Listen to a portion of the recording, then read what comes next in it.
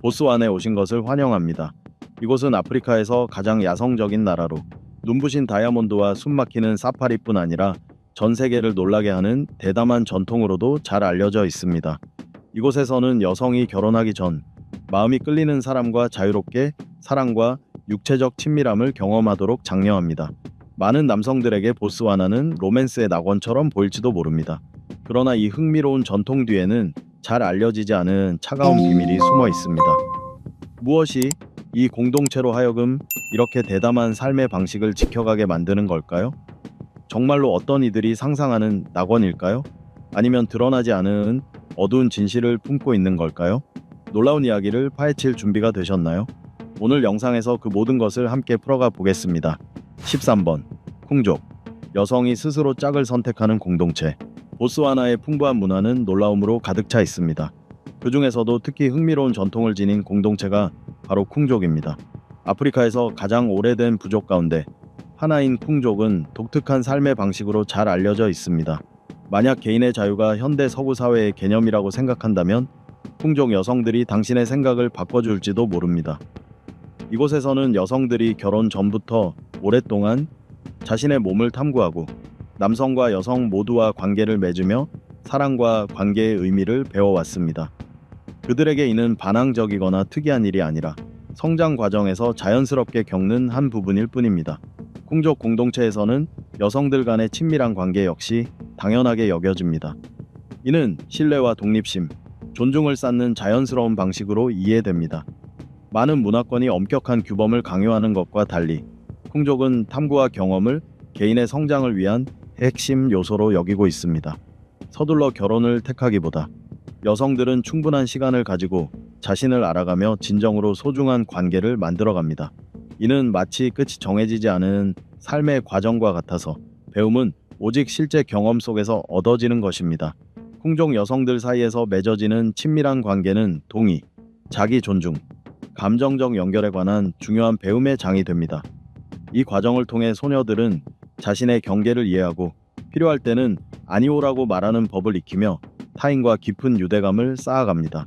쿵족 사회에서 모든 관계의 중심은 상호 존중과 자율성입니다. 이는 많은 문화가 지향하지만 실제로는 이루지 못하는 가치이기도 합니다. 더 놀라운 점은 이러한 자유와 평등이 결혼 이후에도 이어진다는 사실입니다.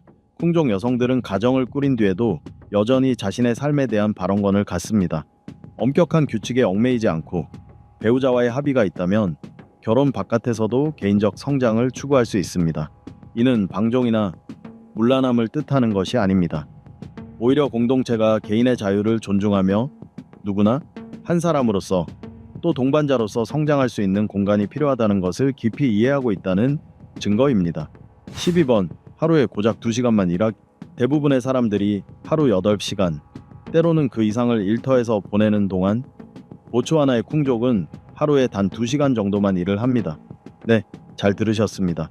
고작 2시간, 나머지 시간은 이야기 나누기, 허갈렉, 놀기, 그리고 삶을 즐기는 데 쓰입니다. 쿵족에게 인생은 더 열심히 일하는 경쟁이 아니라 자연과 교감하고 가족과 시간을 나누며 세상을 온전히 끌어안는 것입니다. 그렇다면 그들의 비밀은 무엇일까요? 쿵족은 직업이나 명예를 좇는 대신 진정한 행복은 매일의 소소한 순간 속에 있다고 믿습니다. 그들의 사회에는 공식적인 지도자도 고함을 지르는 상사도 갑작스러운 업무 메일도 없습니다. 모든 결정은 집단의 합의로 이루어지고 누구의 목소리도 동등하게 존중됩니다. 그렇게 뒤처지는 사람은 없고 모두가 공동체의 중요한 일원으로 대접받습니다. 끝없는 회의와 끝나지 않는 업무에 지쳐 있다면 어쩌면 쿵족과 함께 사는 삶을 상상해 보는 것도 좋겠습니다. 월요일 아침 회의나 다가오는 마감일을 걱정할 필요도 없고 그들에게 인생은 순간을 즐기고 이야기를 나누며 사막에서 함께 해질 역을 바라보는 시간이니까요. 살기 위해 일한다는 개념 대신 쿵족은 행복을 주는 일을 하며 살아갑니다. 물론 농담이지만 진짜 쿵족처럼 살고 싶다면 인터넷도 스마트폰도 토요일 아침 카페도 포기할 각오는 해야 할 겁니다. 11번. 다이아몬드 천국. 보츠와나는 독특한 문화 전통으로 유명할 뿐 아니라 말 그대로 다이아몬드 천국으로도 알려져 있습니다. 다이아몬드를 좋아하는 분이라면 지금 당장이라도 비행기 표를 예약하고 싶어질 겁니다. 한때 보츠와나는 매년 무려 4천만 캐럿의 다이아몬드를 생산했는데 이는 거리 전체를 환하게 밝힐 만큼 어마어마한 양입니다. 물론 그 모든 다이아몬드를 살 수 있다면 누구든 반짝이는 별이 될 수 있겠죠. 하지만 놀라움은 여기서 끝이 아닙니다. 2021년 보츠와나는 세계를 깜짝 놀라게 했습니다. 무려 1,8캐럿, 타조 알만한 크기의 원석 다이아몬드를 발견한 것입니다. 그리고 몇 주 뒤 이보다 더 큰 철저하체 74캐럿짜리 다이아몬드가 또 발견되면서 현지인들 사이에서는 우리 발밑에는 땅이 아니라 다이아몬드가 깔려있다 라는 농담까지 나왔습니다. 그런데 진정한 절정은 2024년 8월에 찾아왔습니다. 보츠와나는 무려 2,492캐럿에 달하는 다이아몬드를 발견해 세계 기록을 세웠습니다. 이는 어떤 반지든 괴물급 반지로 만들어버릴 크기였는데 차라리 보디빌더의 손목이 아니면 반지가 흘러내릴지도 모를 정도였습니다. 게다가 솔직히 말해 그 반지를 끼고 길거리에 나선다면 100만 달러짜리 손가락을 지키기 위해 경호원 팀을 고용해야 할지도 모릅니다. 현재 보츠와나는 세계에서 발견된 가장 큰 다이아몬드 10개 중 5개를 보유하고 있습니다. 이렇게 어마어마한 보석들 덕분에 보츠와나는 보물 사냥꾼들의 꿈의 목적지로 꼽히죠. 그리고 이런 다이아몬드가 단순히 수집가들만의 소유라고 생각하신다면 오해입니다. 보츠와나에서는 산책하다가 다이아몬드를 밟고 넘어진다는 이야기가 결코 허황된 얘기만은 아닐지도 모릅니다. 10번. 낮은 범죄율. 보츠와나는 다이아몬드와 야생동물로만 유명한 것이 아닙니다. 아프리카에서 가장 안전한 나라 중 하나로 꼽히기도 하죠.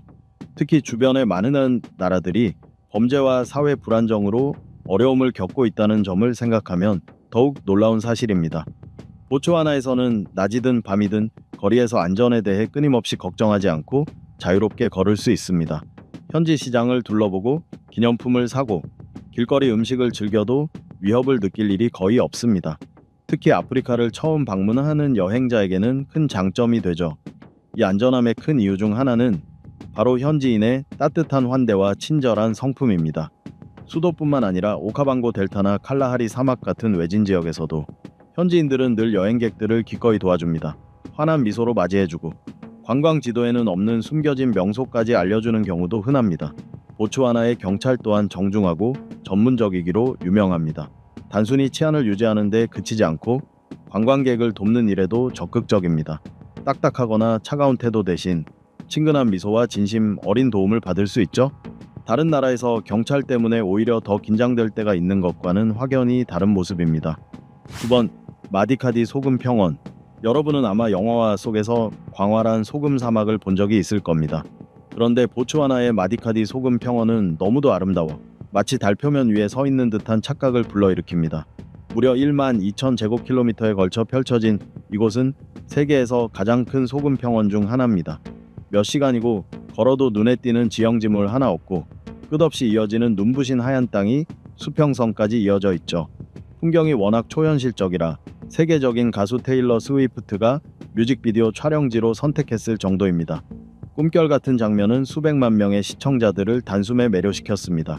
건기가 되면 마디카디는 풀 한 폭이 생명체 하나 없는 하얀 소금 바다로 변합니다.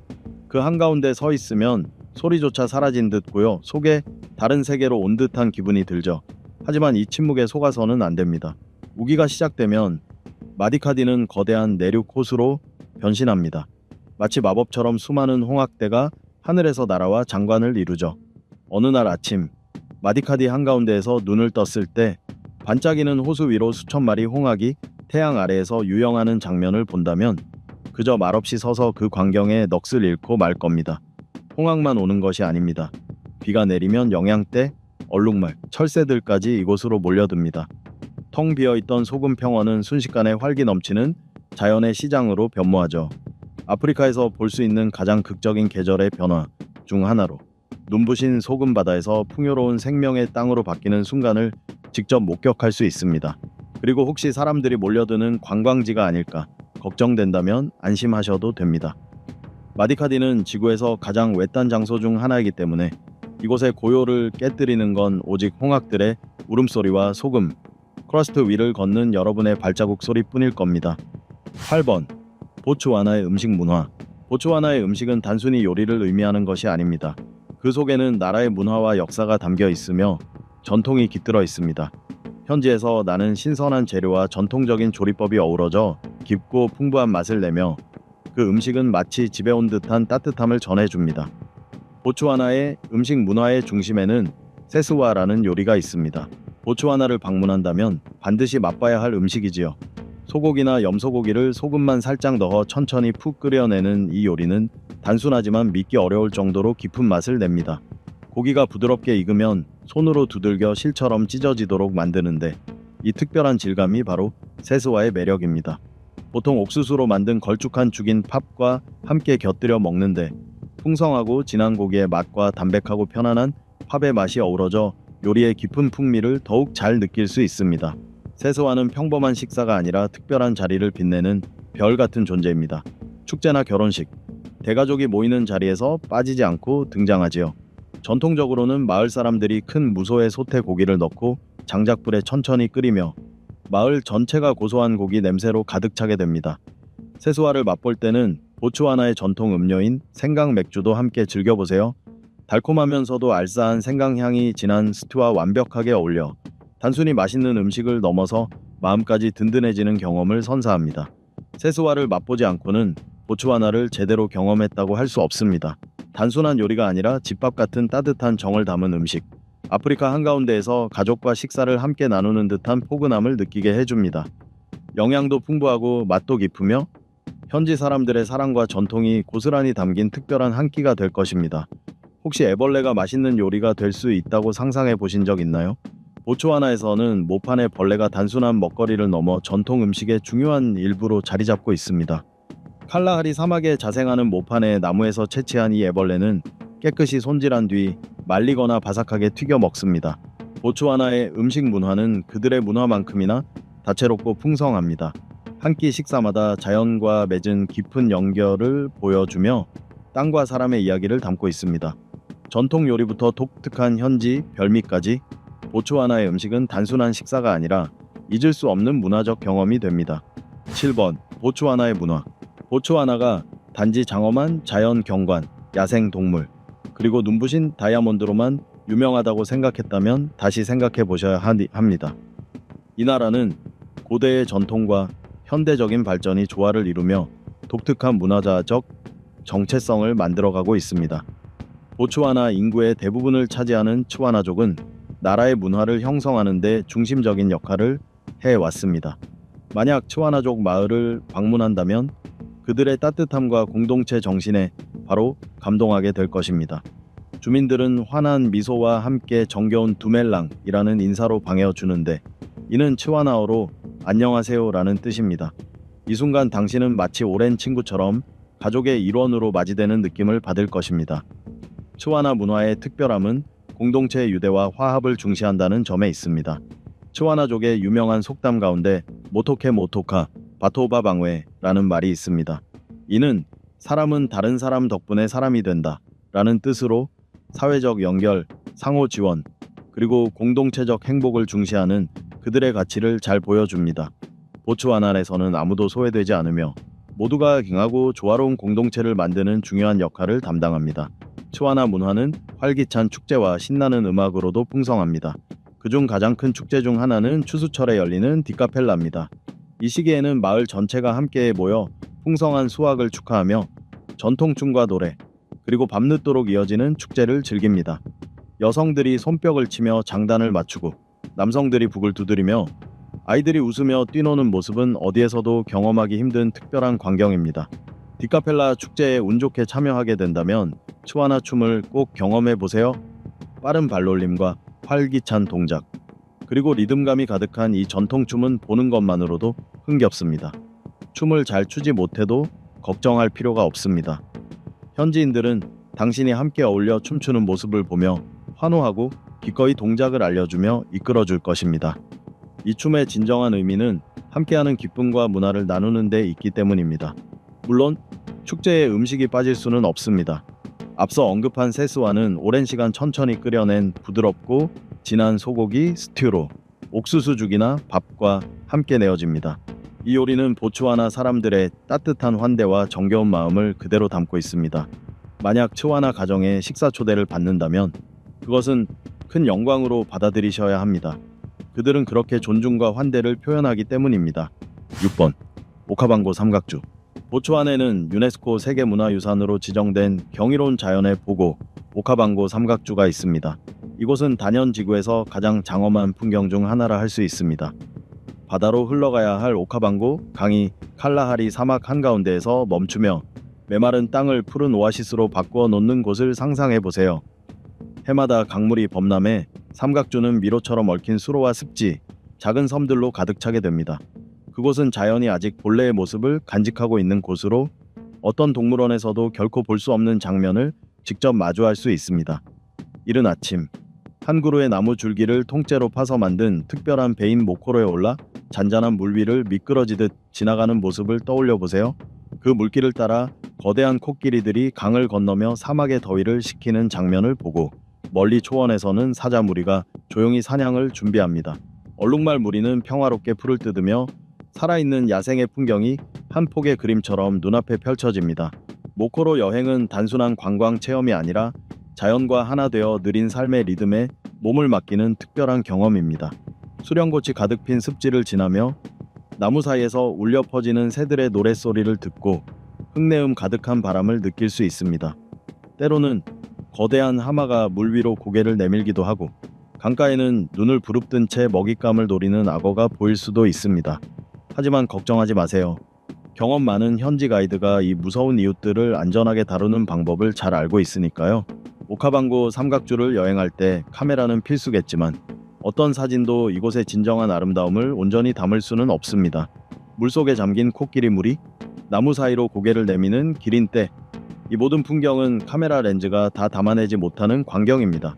직접 두 눈으로 보아야만 느낄 수 있는 아름다움, 거칠지만 평화롭고 고요하면서도 강렬한 보츠와나 야생의 심장 같은 곳이 바로 오카방고 삼각주입니다.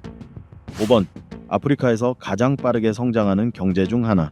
보츠와나를 떠올릴 때 가장 먼저 생각나는 것은 아마 반짝이는 다이아몬드일 것입니다.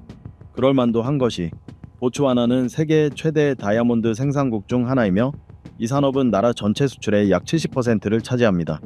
다이아몬드는 막대한 수익을 가져왔을 뿐 아니라 보츠와나를 가난한 나라에서 아프리카의 눈부신 성공 신화로 바꾸어 놓았습니다. 그러나 보츠와나가 단순히 자원 채굴에만 의존한다고 생각한다면 큰 착각입니다. 많은 나라들이 자원 채굴에만 매달리다 다른 산업을 키우지 못하는 함정에 빠지지만 보츠와나는 더 현명한 길을 선택했습니다. 정부는 경제를 다각화하며 생태 관광, 농업, 금융 서비스에 과감히 투자했습니다. 이는 다이아몬드 의존도를 낮추었을 뿐만 아니라 더욱 안정적이고 지속 가능한 경제를 만들어내는 데 큰 기여를 했습니다. 지금 보츠와나는 아프리카에서 가장 빠르게 성장하는 경제 중 하나로 꼽히고 있습니다. 독립을 얻은 1966년 당시 1인당 국내 총생산은 $100도 되지 않았지만 2024년에는 18,000달러를 넘어섰습니다. 놀라운 성장이 아닐 수 없습니다.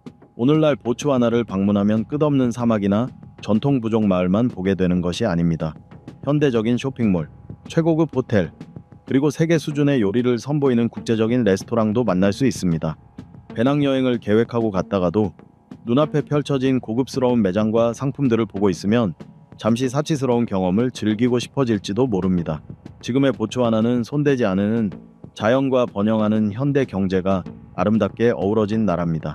보츠와나의 가장 큰 성과 중 하나는 지속 가능한 다이아몬드 관리 전략입니다. 채굴한 원석을 국제시장에 그대로 쏟아내는 대신 일정 부분을 현지에서 가공해 고부가 가치의 완제품으로 만들어 수출합니다. 이렇게 함으로써 일자리를 창출하고 외국인 투자를 유치하며 부가가치가 높은 상품 수출을 늘릴 수 있었습니다. 이 전략 덕분에 보츠와나는 세계 다이아몬드 가격 변동에 휘둘리지 않고 자국의 미래를 스스로 더 잘 통제할 수 있게 되었습니다. 이 현명한 전략은 경제적 안정뿐만 아니라 미래를 위한 든든한 기반을 마련해 주었습니다.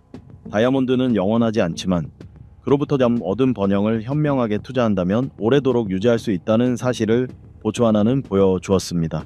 한때 가난에 시달리던 나라가 이제는 아프리카에서 지속 가능한 발전의 상징으로 자리 잡게 된 것입니다. 이것은 누구나 존경할 만한 성취입니다. 4번. 낮은 부패율. 아프리카의 메마른 중심부에 자리한 보츠와나는 대륙에서 가장 안정적이고 민주적인 나라 중 하나로 손꼽힙니다. 이는 그 겸손한 출발을 생각하면 더욱 놀라운 성과라 할 수 있습니다.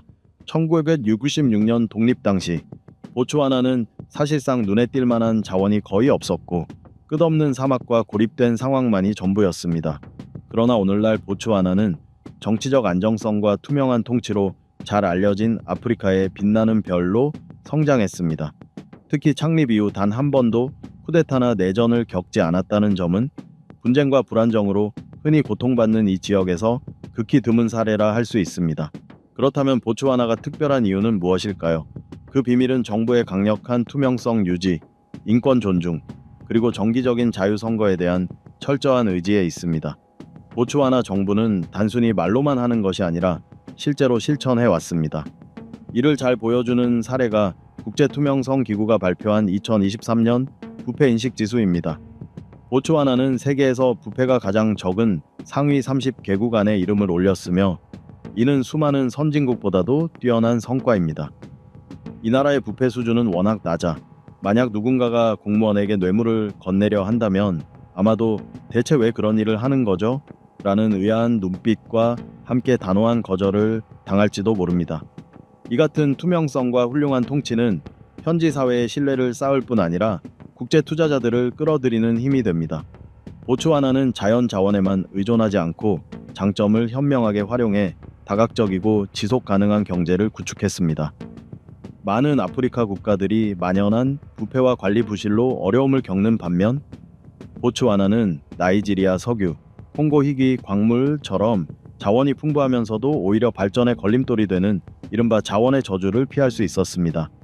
특히 다이아몬드 산업에 대해서는 잠재력과 위험을 동시에 인식하며 신중한 접근을 선택했습니다. 원석을 단순히 채굴해 수출하는 대신 일정 부분을 현지에서 가공해 고부가 가치의 완제품으로 만들어내며 부가가치를 크게 높였습니다. 이는 일자리를 창출하고 세계 시장 가격 변동에 대한 의존도를 낮추는 효과를 가져왔습니다.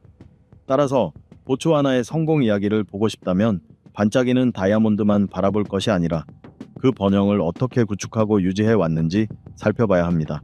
이는 인내와 전략적 비전, 그리고 현명한 통치가 만들어낸 결과입니다. 보츠와나는 아프리카의 심장부에서 진정한 보석과 같은 나라로 자리매김했습니다. 3번 초베 국립공원. 초베 국립공원은 보츠와나가 자랑하는 보물 같은 곳으로 특히 방대한 코끼리 무리 덕분에 전 세계적으로 명성을 얻고 있습니다.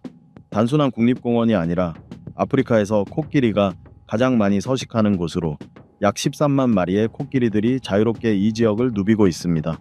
작은 배를 타고 초베의 강 위를 조용히 미끄러지듯 지나가다 강가로 천천히 걸어와 물을 마시는 코끼리 무리를 마주한다면 그 장관의 누구라도 숨을 멎을 정도의 감동을 느낄 것입니다. 초베에서만 경험할 수 있는 특별한 순간 중 하나는 어미 코끼리가 새끼를 이끌고 강을 건너는 모습입니다. 큰 귀를 펄럭이며 아장아장 걷는 새끼 코끼리들은 보는 이로 하여금 절로 미소 짓게 만듭니다. 어미는 긴 코로 새끼를 부드럽게 밀어주며 깊은 물길을 지나가는데 이는 모성애와 무리의 유대감을 잘 보여주는 장면입니다. 때때로 새끼 코끼리들은 물속에서 장난을 치거나 서로 어울려 노는 모습으로 사랑스럽고 생동감 넘치는 자연의 무대를 만들어줍니다. 초베는 자연 애호가들의 천국일 뿐 아니라 사진가들의 꿈의 목적지이기도 합니다. 해가 지며 강 위로 황금빛 노을이 드리울 때 거대한 코끼리 무리의 실루엣이 물 위에 비치는 장면은 평생 간직하고 싶은 완벽한 한 장의 사진이 됩니다. 카메라는 항상 준비해두는 것이 좋습니다. 배 위에서든 강둑을 걸으며든 초베의 야성적이고 장엄한 아름다움은 언제나 감탄을 자아낼 것입니다. 2번 칼라하리 사막.